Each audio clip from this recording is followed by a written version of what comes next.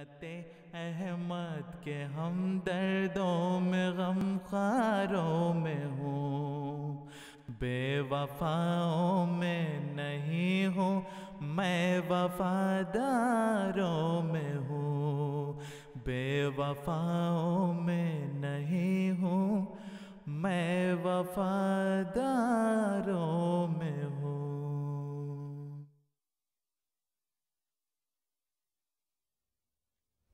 بسم اللہ الرحمن الرحیم۔ السلام علیکم ورحمۃ اللہ وبرکاتہ۔ ناظرین اکرام، پروگرام تاریخی حقائق کے ساتھ آپ کی خدمت میں حاضر ہیں۔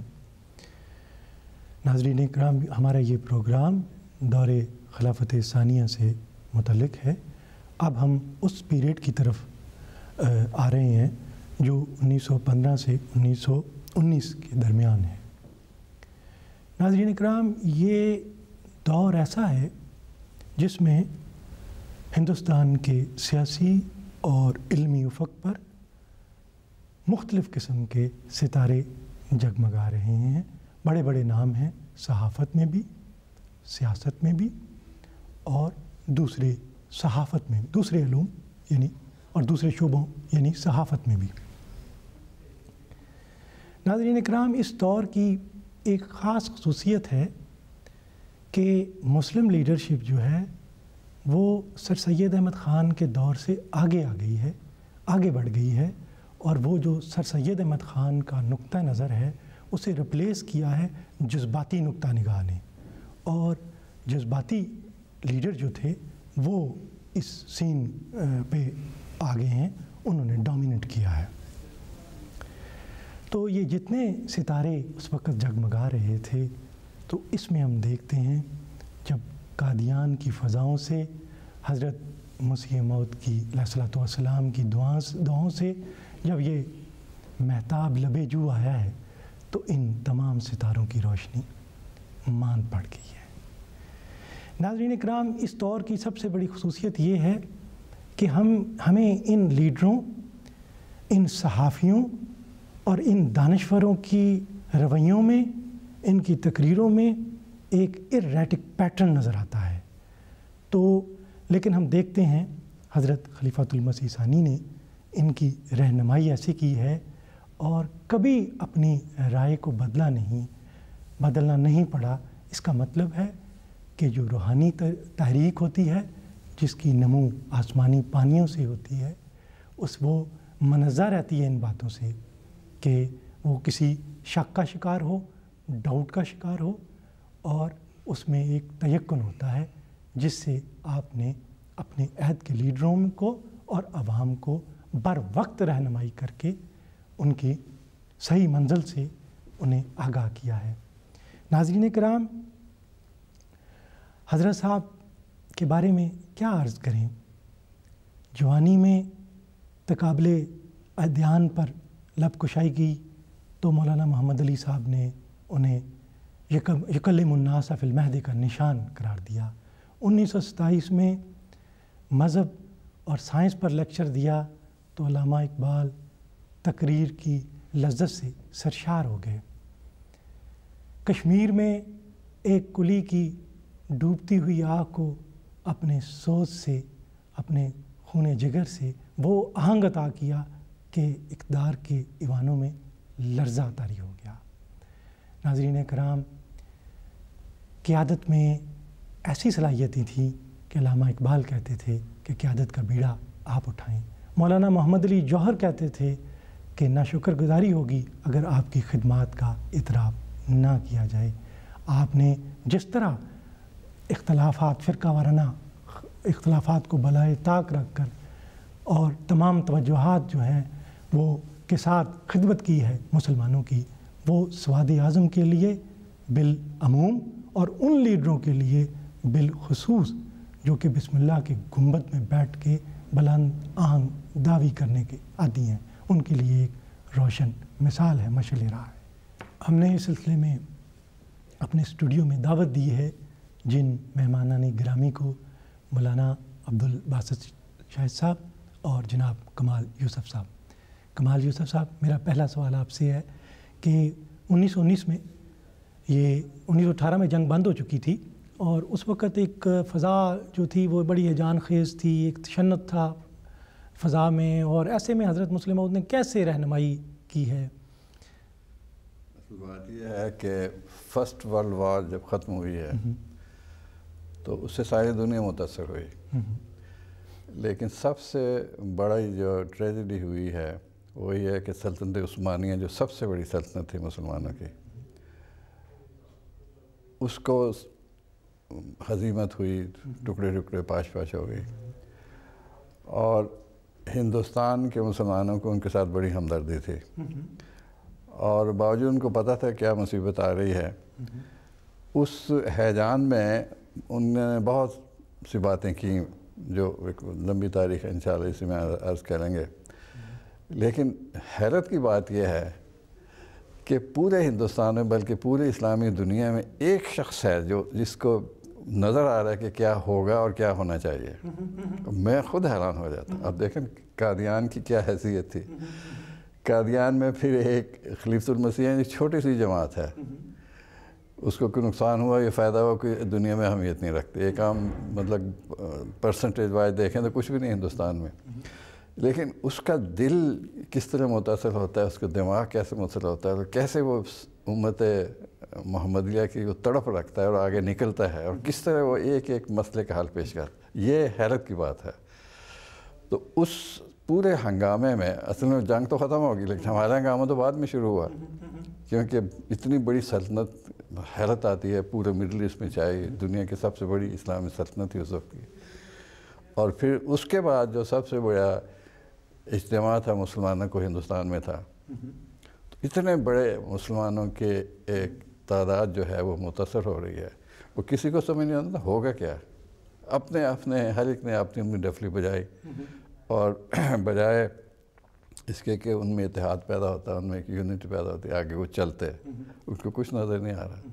تو اس موقع پر جو حضرت مسلم موعود نے رہنمائی کی واقعی بہت بڑی عظیم شان تاریخی خدمت ہے، تو انشاءاللہ ہم چلیں گے اس میں، پھر بیان کریں گے۔ جی، تو اس میں آپ کو جیسے فرمایا اس وقت تو مسلمانوں کا یہ خیال تھا کہ گورنمنٹ کا بائیکاٹ کیا جائے، طریقے جیسے کہتے تھے عدم تعاون، ستیہ گرہ، نان کوآپریشن۔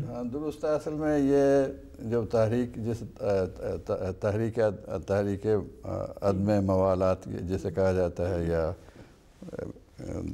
مختلف ہاں سول نافرمانی کہا جاتا ہے، یہ ستیہ گرہ، مختلف نام اس کو دیے جاتے ہیں۔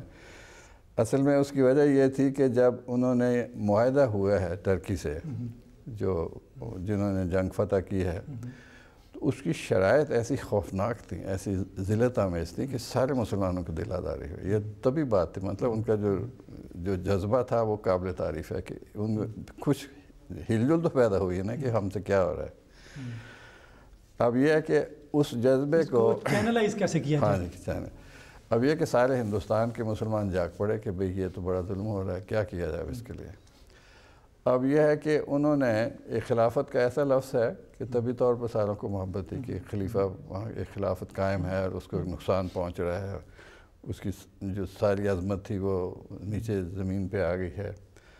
تو اس سے پھر مسلمانوں میں، ہندوستان کے مسلمانوں میں ایک جذب بیداری پیدا ہوئی، ایک دل آزاری کے نتیجے میں، اور اس وقت پھر مسلمانوں نے ایک کانفرنس کی، یہ غالباً 1919 کا ہے، لکھنؤ میں، یہ ہے آل انڈیا مسلم کانفرنس۔ جی بالکل۔ اس میں حضرت مسلم موعود کو بھی دعوت دی گئی، لیکن کسی وجہ سے غالباً حضور کی طبیعت ناساز تھی، حضور اس میں تشریف نہیں لے گئے۔ اس میں انہوں نے ایک احتجاج کا منصوبہ بنایا، وہ پھر پریس میں مختلف صورتوں میں مختلف لوگوں نے جو رائے دی۔ اس سے اگلے سال 1 اور 2 جون سن 1920 کو، یہ اس وقت جلیانوالہ باغ کا واقعہ پیش آ چکا تھا 13 اپریل 1919 میں، جس میں بہت 400 کے قریب وہ لوگ ہلاک ہو گئے اور گولی چلی، اور تو حضرت صاحب کا امن کے سلسلے میں کیا میسج تھا کہ امن؟ اصل میں وہ میں عرض کرتا ہوں نا، اصل یہ جو میٹنگ ہوئی ہے 1920 میں، اس میں بھی حضور کو مدعو کیا گیا۔ اس میں حضور نے پھر ایک پمفلٹ لکھا ہے، غالباً بڑی عجلت میں راتوں رات اس کو پرنٹ کیا، حضور نے मौलवी शाह साहब और सैयद वलीउल्लाह शाह साहब को भेजा, उसको लेके जाके मेरी तरफ से ये सारे मुसलमानों को पैगाम दिया जाए। उसमें चौधरी ज़फ़रुल्लाह खान साहब भी शामिल हुए हैं। अब उसका जो ख़ुलासा है ना, वो मतलब वो एक मेन चीज़ है जो मतलब जिसको कहना चाहिए कि मग़ज़ है हुज़ूर के सारे पैगाम का। हुज़ूर ने फरमाया कि मुसलमानों की तरफ से मुमकिन है उसमें कांग्रेस भी शामिल हो, दूसरे भी शामिल हो। तीन चीज़ें उभर के आ रही हैं। एक तो यह है कि ये दारुल हर्ब है, यहाँ से हिजरत कर दी जाए। हज़रत इसका कोई जवाब ही नहीं है। कहाँ जाएँ, इतनी बड़ी पॉपुलेशन है, कहाँ जाएगी, कौन इसको संभालेगा, ये इसका कोई जवाब नहीं है। दूसरा ये है कि इनसे जिहाद किया जाए। हज़रत का जब जिस हुकूमत को आपने तस्लीम कर लिया है शरन, उसका भी कोई जवाब नहीं कि आप उसी के ख़िलाफ़ जिहाद करें। और तीसरी चीज़ यही तर्क मवालात है। तो हुज़ूर ने कहा तर्क मवालात में पहले ही मुलाज़मतें इतनी कम हैं मुसलमानों के पास, इतने कम काम हैं उनके पास, ना वो तालीम में है, ना वो सिविल सर्विस में है, ना इतनी तादाद फ़ौज में है। हर महकमे में अगर आप ये भी सारे गांधी जी ने भेजा इनको मौलवी मोहम्मद अली साहब को, मौलाना मोहम्मद अली जौहर को कि अलीगढ़ को जाके बंद करवाएं। ये पहुँच गए बंद करवाने के लिए। तो उस वक़्त डॉक्टर थे वो ज़ियाउद्दीन, उन्होंने बचा लिया उस कॉलेज को। लेकिन मालवी जी का भी कॉलेज था उधर बनारस में, तो उसके बारे में वो जब कहा जाता था तो गांधी जी कहते थे मालवी जी नहीं मानते, तो इनको भेज दिया। और ये हालांकि उसी कॉलेज के पढ़े हुए थे मौलाना मोहम्मद अली जौहर, लेकिन उस कॉलेज के पहुंच के बंद करवाने के लिए, यानी मुसलमानों को इस तरह की सेंस नहीं थी। तो उससे शदीद मफाद पहुँचना था ये हुज़ूर ने कहा। फिर जो बुनियादी बात हुज़ूर ने उस वक्त कही कि ये तो तीनों जो चीज़ आ रही हैं हमारे पैसे में भी आ रही हैं, सारा ने शोर डाला, ये तीनों सरासर उम्मत मुस्लिमा के मफाद के ख़िलाफ़ हैं। इस वक्त मौका ये है कि हम एक इस्लामी लजना कायम करें, जो भी जहाँ भी मुसलमान हैं, हाँ जी, मोहतमिल इस्लामी ये आइडिया एक तरह का उन्होंने दिया था। बिल्कुल हसन पहले। तो वो जो अज़मत है ज़ाहिरी और सियासी अज़मत है, उसके लिए फिर हम मिल के कोशिश करें। चौथी बात हुज़ूर ने की वो बतौर पेशगोई का, ये अजीब बात है। उस ज़माने में भी हुज़ूर ने फरमाया कि ये उम्मत मुस्लिमा का आखिरी सदमा है, इसके बाद अब हमारी बारी है। और वहाँ हुज़ूर ने सियासत का नाम नहीं लिया। हुज़ूर ने कहा कि ईसाइयत के साथ हमारी टक्कर होगी, हुकूमत का नाम नहीं लिया। ये अजीब हुज़ूर के लफ्ज़ कह दी। हुज़ूर ने फरमाया कि ईसाई के साथ टक्कर होगी और हमारी जीत होगी। ये उनको हिम्मत दिलाई कि अब घबराने की कोई ज़रूरत नहीं। अब ज़ाहिर है कि ईसाई से टक्कर किसने लेनी थी, उसकी लीडरशिप किसके पास आनी थी, वो ज़ाहिर है कि उसी शख्स के पास जो कादियान के छोटे से गांव में था। कैसी बुलंद सोच थी हुज़ूर के सो। जी बिल्कुल भी जी। बासर साहब, यहाँ बात जैसे फरमा रहे हैं हज़रत साहब की कैसी बुलंद सोच थी, तो यहाँ हज़रत मुस्लिम मौद की सियासी बसीरत से आगाह करें, किस तरह हिंदुस्तान की सियासत में आपको एक अहम मकाम हासिल हुआ, किस तरह आपने अपने मुल्क और कौम की मिली तरक्की में हर मैदान में हिस्सा लिया, ख़ास सियासत हो। मैं समझता हूँ ये बड़ी उम्दगी से पस मंज़र बयान कर दिया कमाल साहब ने। तुर्की की हुकूमत उस जंग में अंग्रेज़ों के साथ शामिल नहीं हुई। तुर्की की हुकूमत, उनको उस ज़माने में महवरी और इत्तेहादी ताकतें कहा जाता था, तो इत्तेहादी ताकतों के साथ यानी अंग्रेज़ों के साथ शामिल नहीं हुए, वो जर्मनी के साथ शामिल होकर जंग में शामिल। तो जब शिकस्त हुई है जर्मनी की या तुर्की की कह लें, क्योंकि तुर्की उनके साथ था, उसके बाद अमेरिका, फ्रांस और बरतानिया ये जब मशवरे के लिए बैठे हैं कि इसका क्या फ़ैसला किया जाएगा, तो वो फ़ैसला तुर्की या किसी एक हुकूमत के लिए नहीं था, बल्कि वो आलमी इस्लाम के ख़िलाफ़ फ़ैसला किया जा रहा था।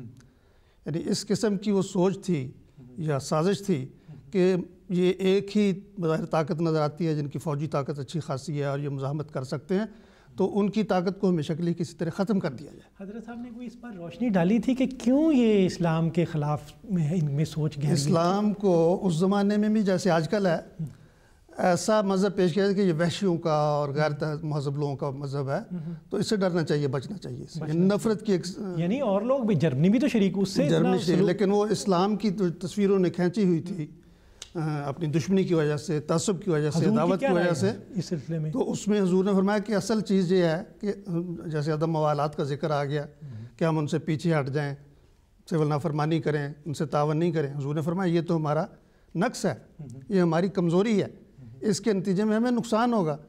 اصل نسخہ یہ ہے کہ ہم موالات کریں ان کے ساتھ، تبلیغ کے میدان میں آگے آئیں، ان کو تبلیغ کریں. لوگ اس غلط تصور رکھتے ہیں اسلام کا، اس میں ہماری غلطی ہے. امیج جو ہے وہ اس وجہ سے پیدا ہو کہ ہم نے ان کو بتایا نہیں صحیح صورتحال کیا ہے. تو صحیح صورتحال بتانے کے لیے تبلیغ ایک ذریعہ ہے. اگر آپ عدم موالات کر کے کہتے کہ ہم اپنے گھر میں بیٹھ جائیں اور کسی سے ملیں گے نہیں اور تعاون نہیں کریں گے اور الگ الگ رہیں گے، تو اس کا تو نقصان پہلے ہم ہو رہا ہے.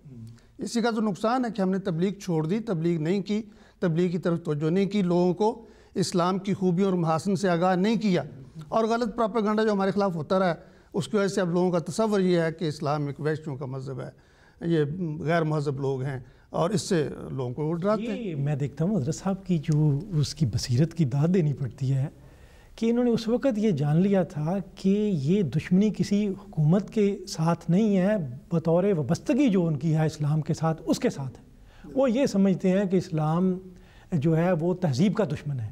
تو ان کا امیج اچھا یہ عجیب بات ہے کہ یہ جو موجودہ دور کی رائٹر ہیں بہت بڑی کیرن آرمسٹرانگ، انہوں نے بھی یہی تجزیہ کہ یہ تہذیب کی جو یعنی سب کانشیس میں یہ بات آ گئی ہے کہ یہ اسلام جو ہے وہ اس کے خلاف جو آپ نے ذکر کیا، میرا خیال ہے میں اس میں سے یہ ایک اقتباس اگر جی پیش کروں تو پتہ چلے گا. حضرت صاحب کی نظریے کی تائید کی ہے جی کہ بھائی یہ جو ان کے، اور حضرت صاحب چاہتے تھے کہ اس امیج کو دور کیا جائے، اس تاثر کو دور کیا جائے، اور اس کے میں ہمیں چاہیے ان کے ساتھ کچھ مطلب تعاون کریں اور ان کے ساتھ مل کے یہ، تاکہ ان کے دل میں سے یہ اسلام کا جو حسین چہرہ ہے وہ ان کے سامنے آ سکے کہ اسلام تہذیب کا دشمن نہیں ہے، بلکہ اسلام تو تہذیب کو جنم دینے والا ہے، اور اس کے ساتھ تہذیب کا اور سائنس کا اور علم کا عروج ہوا ہے اسلام کے ساتھ. حضور نے جو اس وقت رہنمائی فرمائی ہے، ذکر یہ کمال صاحب نے اس کا کیا ہے، جو مضمون حضور نے لکھا ہے اس میں فرما رہے تھے کمال صاحب کی بڑی اجرت میں لکھا گیا، اس کی بھی خاص وجہ تھی. منتظمین نے وہ چاہتے تھے کہ حضور شامل ہوں لوگوں کو بتانے کے لیے کہ ہم نے ان کو دعوت دی ہے، لیکن دعوت اس طرح دی گئی کہ 1 جون کو کانفرنس شروع ہو رہی ہے، 31 مئی کو دعوت ملی کہ اگر حضور چاہیں بھی تو شامل نہ ہو سکیں. اتنا وقت باقی تھا، ایک دن پہلے یا بلکہ ایک رات پہلے کہنا چاہیے. لیکن حضور کی اولو العزمی کا تو ان کو اندازہ نہیں تھا. حضور نے اس کا جو حضور کا مشورہ تھا تحریر فرمایا، اس کو چھپوایا اور اپنے نمائندوں کے ذریعے سے پھر اس مجلس میں بھجوا دیا، اور اس کا خلاصہ یہ ہے. حضور فرماتے ہیں دوسرا عمل اس کوشش کو کامیاب بنانے کے لیے ضروری ہے کہ مسلمان حکومت حجاز کا سوال بیچ میں سے بالکل اٹھا دیں. عربوں نے غیر اقوام کی حکومتوں کے ماتحت اپنی زبان اور اپنے تمدن کے متعلق جو کچھ نقصان اٹھایا ہے وہ مخفی امر نہیں ہے، اور ہر ایک شخص جو ان ممالک کے حالات سے آگاہ ہے اس امر سے واقف ہے. اور پھر عربوں نے جو کچھ قربانی اس آزادی کے حصول کے لیے کی ہے وہ بھی چھپی بات نہیں. عرب کی غیرت قومی جوش مار رہی ہے، اس کی حریت کی رگ پھڑک رہی ہے. وہ اب کسی صورت میں اپنی مرضی کے خلاف ترکوں کے ساتھ وابستہ نہیں کیا جا سکتا. 1300 سال کے بعد اب وہ پھر اپنی چار دیواری کا آپ حاکم بنا ہے، اور اپنے حسن انتظام اور عدل و انصاف سے اس نے اپنے حق کو ثابت کر دیا ہے. اس کے متعلق کوئی نئی تجویز نہ تو کامیاب ہو سکتی ہے، نہ کوئی معقول انسان اس کو قبول کر سکتا ہے، نہ عرب اسے ماننے کے لیے تیار ہے. حجاز کا آزاد رہنا ہی اب اسلام کے لیے مفید ہے. مقامات مقدسہ کا ایک چھوٹی اور نظر طمع سے بچی سلطنت میں رہنا بہت بہتر ہے. بس اس سوال کو ہمیشہ کے لیے فیصل شدہ خیال کرنا چاہیے. تو یعنی یہ خطرہ تھا، دیکھ رہی تھی کہ مستقبل کا ٹرینڈ کیا ہے. ہاں، حجاز تک بھی نقصان پہنچ سکتا ہے، وہاں بھی یہ کر سکتے ہیں. مسلمان ہندوستان کے سمجھ رہے تھے کہ یہ حجاز ترکی کے کنٹرول میں ہی رہنا چاہیے، لیکن حضور ان کے سارا ٹرینڈ دیکھ رہے تھے کہ آئندہ مستقبل میں جو پیٹرن بنے گا وہ کیا ہوگا. اور یہ بات بھی قابل ذکر ہے کہ اس وقت جو اسلامی دنیا تھی اور خاص طور پہ ہندوستان میں، تو وہ ہمارے ہاں تو بڑا جذباتی لگاؤ اسلام کے ساتھ، یہ خوبی بھی ہے. لیکن پھر جب ہم جذباتی رنگ میں اس کا اظہار کرتے ہیں تو نقصان بھی ہوتا ہے ہمیں. یعنی جب بھی ہم نے کوئی رد عمل ظاہر کیا ہے تو اس میں ایسی چیزیں آ جاتی ہیں جو مسلمانوں کے لیے، اسلام کے لیے قابل اعتراض ہو جاتی ہیں. یعنی اس میں ہوش کا کام نہیں ہم لیتے، صرف جذبات سے کام لیتے ہیں. تو اس وقت ہندوستان میں یہ ایک واحد آواز اٹھی ہے، یعنی مسلمانوں کے مشہور اکابر، مشاہیر، بڑے مدبر، مدمغ، سارے جو سمجھدار سیاستدان، وہ سارے یہ سمجھ رہے ہیں کہ اس وقت ہمیں احیاء خلافت کی تحریک چلانی چاہیے، احیاء خلافت کی تحریک چلانی چاہیے۔ حضور نے فرمایا کہ یہ ممکن ہی نہیں ہے کہ اس کا کوئی فائدہ ہو اور آپ کو اس کو فائدہ پہنچے۔ آپ ترکی حکومت کے فائدے کے لیے بات کریں، خلافت کو چھوڑ جہاں تک خلافت کا تعلق ہے، اگر آپ خلافت کی بات کریں گے شیعہ آپ سے الگ ہو جائیں گے، سعودی آپ سے الگ ہو جائیں گے، مسلمانوں میں اختلاف کا ایک رستہ نکل آئے گا، اور یہ واحد آواز تھی۔ اور اسی طرح اس وقت مولانا محمد علی جوہر، مولانا شوکت علی، بڑے بڑے یہ مخلص اکابر موجود تھے۔ اور پھر یہ بھی لطیفے کی بات ہے یا دلچسپ بات ہوگی کہ اس تحریک خلافت کو جو سراسر اسلامی تحریک تھی، گاندھی جی نے ایک واقعہ ڈکٹیٹر بن گئے، ہائی جیک کر لیا اس کو، ڈکٹیٹر بن وہ گئے، اس کے رہنما بن گئے اور یہ ان کے پیچھے چل رہے تھے۔ جیسے آپ نے بتایا کہ علی گڑھ کا جا کے بند کرا، تو یہ گاندھی جی کروا رہے تھے، وہ کروا رہے تھے ان کا تھا۔ تو یہ یعنی باقی سارے ایک طرف، سب مسلمان بھی، ہندو بھی ان کے ساتھ شامل تھے۔ اور پھر یہ خلافت کی کیا بات، چونکہ خلافت کا احیاء چاہتے ہیں اور انگریزوں کی ماتحت رہتے ہوئے یہ نہیں ہو سکتا، تو ہم انگریزوں کی حکومت سے نکل رہے ہیں۔ اب یہ مسئلہ پیدا ہو گیا کہ اب تو یہاں ہم رہتے ہیں، تو یہاں رہتے ہوئے تو ہم یہ کام نہیں کر سکتے، تو انگریزوں کی حکومت سے نکل جاؤ۔ اس کا کیا حل ہوگا؟ افغانستان ایک آزاد ملک ہے، چلو ہم ہجرت کرتے ہیں، یہاں سے افغانستان چلے تو کس طرح جاتے۔ یہ اتنی مزے کا خیز سی بات تھی کہ افغانستان تو تیار نہیں، انہوں نے آپ کو دعوت نہیں دی کہ آپ وہاں آ جائیں۔ افغانستان اتنا بڑا ملک نہیں ہے کہ اتنے مسلمان وہاں جا کے سما سکے۔ تو مولانا عبد المجید سالک نے اس زمانے کا نقشہ کھینچا ہے کہ وہ بڑا عجیب جذباتی زمانہ تھا کہ ایک جلسے میں مسلمانوں نے اٹھ کے کہا کہ ہم اپنی جائیدادیں اور سب کچھ پیچھے چھوڑ کے جا رہے ہیں، ہمارے ہندو بھائی جن کے ساتھ ہم 1000 سال سے رہ رہے ہیں وہ ہماری امانت رکھیں گے اپنے پاس، ہم وہاں جائیں گے اور احیاء خلافت ہو جائے گا، اور اس کے بعد واپس آ کے اپنے بھائیوں سے اپنی جائیدادیں واپس لے لیں گے۔ اور کہتے ہیں کسی ہندو نے بھی اٹھ کے تقریر کی اسی مجمع میں، اس نے کہا کہ اگر مسلمان یہاں سے جاتے ہیں تو ہمارا یہاں دل ہی نہیں لگے گا، ہم یہاں کیا کریں گے، ہم بھی چھوڑ کے جاتے ہیں۔ اور یہ ایسی فضول باتیں ہیں، ناممکن سی باتیں، لیکن صرف جذباتی باتیں، اس کا نقصان مسلمانوں کو ہوا۔ ملت احمد کے ہم دردوں میں غم خاروں میں ہوں، بے وفاؤں میں نہیں ہوں، میں وفاداروں میں ہوں۔ اچھا، یہ ترک موالات کا جو نقصان تھا، یعنی وہ تو یہ تھا کہ جنگ کی وجہ سے ہندو سرمایہ داروں کے پاس سرمایہ اکٹھا ہو گیا تھا، وہ چاہتے تھے انڈسٹری لگانا، اس کے لیے حکومت پہ دباؤ ڈالنا چاہتے تھے، اور جو بیرونی مال کی تجارت تھی وہ بمبئی میں وہ مسلمان کرتے تھے، تو اس کا فائدہ تو ان کو ہو رہا تھا ترک موالات، تو ان کو کیا اس میں ملے گا؟ اور اس سے تو کر کے تو پہلے ہی زیادہ اس میں حضرت صاحب نے کیا، حضور نے تو یہ یہاں تک فرمایا کہ ہمارے لیے بڑی شرم کی بات ہے کہ ہم اب وہ فائدہ حاصل کرنا چاہتے ہیں جو ہمیں گاندھی کے ذریعے ملے گا۔ کہتے ہیں یہ تو ہمیں شرم آنی چاہیے کہ حضرت صلی اللہ علیہ وسلم کی امت اور حضور کی طرف منسوب ہونے والے جو ہیں وہ اب ایک ہندو کے زیر احسان ہو جائیں گے۔ حضور نے فرمایا پہلے تم کہتے کہ مسیح آئے گا، حضرت عیسیٰ آئیں گے تو وہ مسلمانوں کو آ کے ٹھیک کریں گے، پہلے آپ عیسائیوں کے زیر احسان ہو رہے تھے، اب آپ ہندوؤں کے زیر احسان ہو رہے ہیں، اور حضور صلی اللہ علیہ وسلم کی طرف مناسبت دیتے ہوئے، ان سے نسبت رکھتے ہوئے اب یہ چاہتے ہیں کہ گاندھی کا احسان ہو جائے امت۔ سر وہ تو کہتے ہیں جو بنتے ہیں چیمپئن ختم نبوت کے، عطا اللہ شاہ بخاری مسجد خیر کے امرتسر میں امام تھے، وہ کہتے تھے گاندھی بالقوا نبی ہے، بالقوا نبی ہے، اور اس کے بعد اور مولانا محمد علی کا بھی یہ ہے کہ یہ جو کچھ کہتے ہیں ہم اس کے پیچھے چلیں گے۔ جب میں تو بلا سوچے سمجھے جیسے پیروی کا حضرت صلی اللہ علیہ وسلم کی کرتے تھے، جیسے اب تو اب ان کی کرتے ہیں، اور انہوں نے مولانا شوکت علی خان نے کہا یہ امام مہدی ہیں، تو یہ ایسی باتیں مطلب عجیب اسلامی تحریک کی رہنمائی تو پھر تو ہندو لیڈر کر رہے تھے۔ ملت احمد کے ہم دردوں میں غم خاروں میں ہوں، بے وفاؤں میں نہیں ہوں، میں وفاداروں میں ہوں، بے وفاؤں میں نہیں ہوں، میں وفاداروں